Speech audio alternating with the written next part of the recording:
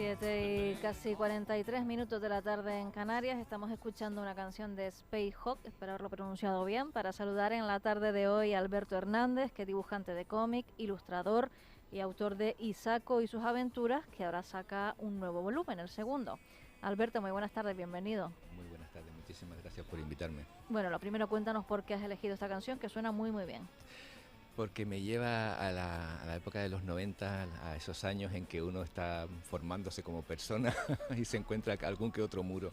Y es una canción que me hace sentirme bien, fundamentalmente. Sí. Isako y sus aventuras, se me fue el baifo. Háblanos de este cómic que tiene una ilustración preciosa, lo poco que he podido ojear de él, y que bueno, es que es el segundo volumen, ¿verdad? De uno al que ya le fue muy bien. Sí, la verdad es que cuando empezamos en esta aventura, este sueño, esta locura que se me ocurrió a mí y tuve la suerte de encontrarme con Marcos Moreno Benítez, la idea era, tenía dos vertientes. Una, ayudar a la lectura, a acercar la lectura a los más pequeños, y por otro lado, encapsular pedacitos de historia, certezas históricas a través de los arqueólogos, de la información y documentación que me pasaban los arqueólogos. Eso fue un éxito, se vendió muy bien. Estamos hablando ya para hacer una segunda edición y yo seguí trabajando. Y bueno, realmente tengo como la planificación de 4 números resueltas. Si ahora estoy con el tercer volumen en mi cabeza, pero estuve tiempo de desarrollar los personajes, hacia dónde quería ir, en qué quería centrarme, y sobre todo desde un diálogo amable, cercano y contando travesuras, aventuras y una pizca de romance. Qué bonito. Va dirigido a un público infantil y juvenil con temática indígena, ¿verdad? Sí, Antes de sí, la sí. conquista por parte de los hispanos. Sí. Entre otros. Entre otros. Me quedo Sí, pensando, digo, bueno. bueno, en el próximo hablamos un poco de la piratería y tocamos ese tema. Sí, a mí me interesa también mucho la identidad. La identidad es fundamentalmente paisajística. Es decir, que los niños y los jóvenes que lean el cómic relacionen ese entorno en el que viven con algo que pueden ver en otro lado, ¿no? Es decir, en los libros y tal. No tenemos esa posibilidad. Estamos completamente viendo y revisando desde TikTok imágenes de otros lugares, de otros sitios preciosos, pero no tenemos ningún tipo de vinculación con nuestro entorno, cuando nuestro entorno es majestuoso y bastante imponente, ¿no? Y eso es una de las cosas que yo quería capturar. Siempre vemos el pasado como en gris, en tonos de gris, y una de mis misiones fue intentar dar luz a todos esos espacios que podemos visitar, ¿no? En este caso, la fortaleza. Hablabas antes de Marco Moreno Benítez, si no recuerdo mal, me voy a arriesgar y voy a decir que es Marco el de Tibicena, como lo conocemos Sí, aquí Marco. cariñosamente Amén. en Canarias Radio, porque ha sido Tibicena la que ha editado este cómic y ya editó el anterior, ¿verdad? Sí, Marcos y yo habíamos trabajado en algún que otro proyecto, como yo encargándome de la parte de visual, de ilustraciones y tal, y yo me había dado cuenta de que había cierto feeling. Yo empecé a dibujar como dibujante, empecé a trabajar como dibujante arqueológico hace ya un poco de tiempo, y bueno, sentí que con Marcos sentí la necesidad de contárselo a Marcos, a ver cómo latía el asunto. Y la verdad es que Marcos, sin ver ni una página terminada, sin ver un dibujo ni boceto, aceptó el proyecto, me aceptó el guante, y se lo agradezco muchísimo. Hay que poner en contexto que, bueno, Tibicena trabaja en la Fortaleza, ¿verdad? Exacto. En Santa Lucía, es un grupo de arqueólogos que está allí, bueno, con excavaciones y con estudios y sacando muchísimo material muy rico, ¿verdad? Del que se está aprendiendo muchísimo. Sí, era una de las cuestiones de las que yo me quería agarrar. Marco tiene la posibilidad, además en primera persona, de facilitarme toda la información y toda la información necesaria, y de hallazgos recientes. Entonces eso lo podría incorporar al cómic. él y todo su equipo son el de División de Patrimonio y Arqueología, son los que llevan el museo de sitio allí en la fortaleza. Y entonces, qué mejor que contar con ellos, ¿no? para desarrollar esta historia que espero se prolongue en el tiempo. Santa Lucía de Tirajana en Gran Canaria, para que nadie se nos pierda. Cuéntanos un poquito más, Alberto, acerca de la historia que narra este cómic, si quieres también el primero, para que nos sirva de aperitivo, para abrir boca. Sí, Isaco es un niño huérfano de unos 10 años que vive en el asentamiento de la fortaleza sobre el siglo X, antes de la conquista, mucho antes de la conquista. Me interesaba cómo vivían, qué hacían, porque no dejan de ser una serie de personas, de niños en este caso, que viven en una especie de paraíso, en un lugar mágico, ¿no? Y entonces me interesaba contar la historia de estos niños, de sus travesuras, de sus ideas, meter algo de misterio, algo de fantasía, porque no deja de ser una ficción, porque recreamos ese lugar, pero no es real, es decir, es un lugar que existe, pero digamos que las aventuras y las historias las coloco yo, ¿no? Y entonces ese niño pasa más tiempo dedicándose a las travesuras y a las diabluras y a jugar que en sus quehaceres diarios.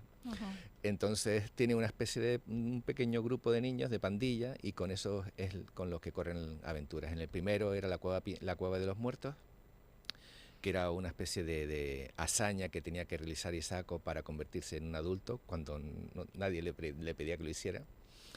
Y en el segundo caso se me fue el baifo, es que los niños encuentran un macho cabrío perdido. Entonces, la cuestión es, se plantea una serie de incógnitas, como por ejemplo, ¿qué hacemos con él? ¿De dónde viene? ¿Qué ha pasado? Y uno de los motivos es que el macho cabrío, junto con su dueño, se asustó con unos tibicenas, que era una especie de... los tibicenas eran como unos entes demoníacos, o lo llamaban así, que mataban a la ganadería, a las ovejas y a las cabras, y era más que nada el clásico cuento que le dices a los críos para que no se arriesguen y se vayan al monte. Prácticamente la base de todos los cuentos, ¿no? Y los tibicenas no dejaban de ser una especie de perros asilvestrados que efectivamente sí cazaban porque tenían que sobrevivir, pero para de alguna forma separarlos y hacer que los niños no se acercaran demasiado a ellos, pues utilizaban este tipo de historias, ¿no? Pues qué apetecible, qué intriga me está generando para leerme los cómics, que los tengo ahí en el debe. Nos ha traído además amablemente a la radio de regalo, otro para nuestra compañera Ana Freire, que desde luego se lo merece. Y Alberto, te quería preguntar, aunque sean historias ficcionadas, sí que hay un primer acercamiento ahí para el público infantil y juvenil a lo nuestro, ¿no? Imagino que eso también habrá traído a Tibicena, a acercarnos a un paisaje, a un entorno, quizás también a historias o personajes que introducen a los más pequeños, también a los mayores, sí, a lo que era Canarias antes de la conquista. Sí, pero una de las cuestiones que yo trataba de evitar, y Marcos también, era que eso se convirtiese en una especie de bibliografía o libro de texto. El público infantil es un público muy cruel, porque no tiene miramientos cuando le gusta algo. Y sin embargo, si le gusta, se convierte en un fiel lector. Un fiel lector. Y al final aquí estamos hablando de intentar acercar a los niños a la lectura, porque la lectura es una de las pocas cosas que civilizan, ¿no? Y además de una forma muy agradable, a través del cómic, ¿no? Que tiene mucha imagen, es muy visual y entra muy bien. Exacto. Entonces, en esta especie de regalo, sí introducimos elementos vinculados a la historia de Canarias. En este caso, en el segundo volumen, se acercan a otro poblado, a otro yacimiento cercano, el de Rosiana, y también nos acercamos también a través del Almogarén, que es una especie de rito religioso, a las montañas de Amurga, en la cima de Amurga, que es una montaña sagrada, ¿no? Entonces, con toda esta serie de elementos, algunas cuestiones más, como introduciendo animales que sí existían en la época quitando las plantas y flora que no existía y introduciendo la que era realmente, tabaibas, etcétera. Intentamos de alguna forma ganarnos el beneplácito de los historiadores, de los curiosos y también, ¿por qué no?, también de los niños, ¿no? Pero hacer lo que tú has querido hacer, ¿no? Sin Sí. seguir ningún guión, sin seguir ningún libro de texto, como decías, sino lo que te salía a ti del alma, escribir y dibujar. Sí, sí, era eso. Yo tengo, como todos los que contamos historias, ¿no?